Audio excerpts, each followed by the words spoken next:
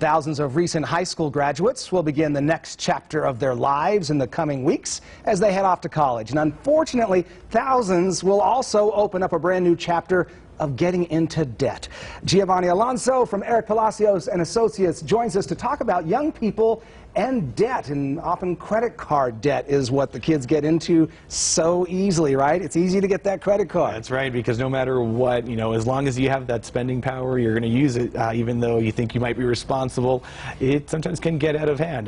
Knowing firsthand, as a college student myself, it's very easy to rack up that debt. So it's something to really watch out for. Should they consider it then, or should they just stay away? Well, you should consider whether you have the ability to pay for it, because even if it's $100, $200 debt, it can add up. If you stop paying on that debt, you're going to have interest rates, you're going to have penalty rates, and eventually it could get out of control where you are sending to collections over a measly bill that was only a couple of hundred that turns into thousands. Which, and it shoots your credit down before you even get out of the gates. Exactly, and good credit is really important to have, especially as a young person, because they're going to consider it for other loans, car loans, student loans, and even for certain employment.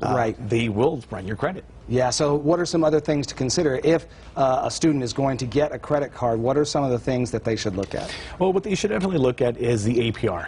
APR can vary widely. There's either a fixed APR or a variable. The variable can be very enticing because they might start with a low rate, but as soon as the government raises those rates, your payment might go up, and you might not have expected or budgeted in for that.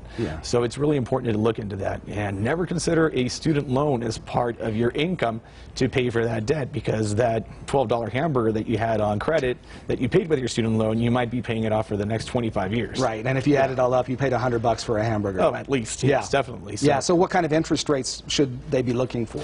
It depends on, if it's a first-time credit card borrower, you're going to be looking at a little bit higher interest rates. A lot of the times they're going to want you to have a cosigner, but my word of advice for anybody is never cosign for anything.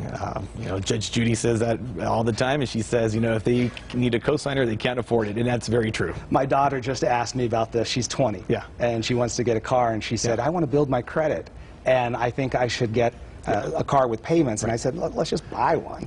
And probably better just to go ahead and that's true, because as a cosigner, you are essentially saying, I'm going to back you up. If you don't pay, I don't care what the reason is. If that person stops paying on that loan, you're 100% responsible. No matter if there's huge exorbitant fees, they're going to go after you because you're probably the one who has the money. So it's important to watch out for that, and eventually it could be the ruin of many friendships, family relationships, and your credit.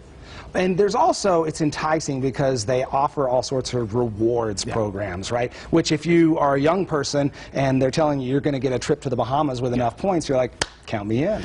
So the credit cards are never in the business of giving away money. They're in the business of making money. So those are usually gimmicks. Those are usually, marketing ploys in order to get those people to start spending money. In order for you to get those points, you need to spend a certain amount of money. So usually if you're a first-time credit card buyer who needs a cosigner, you probably do not have the money or enough money to rack up as many points as you need to get that free trip to the Bahamas. So ultimately you're spending money and you're just getting further and further into debt. Right, and if that happens, and it happens to a lot of people, they can come to you guys and you can help them work through it. We can help them out with that. All right.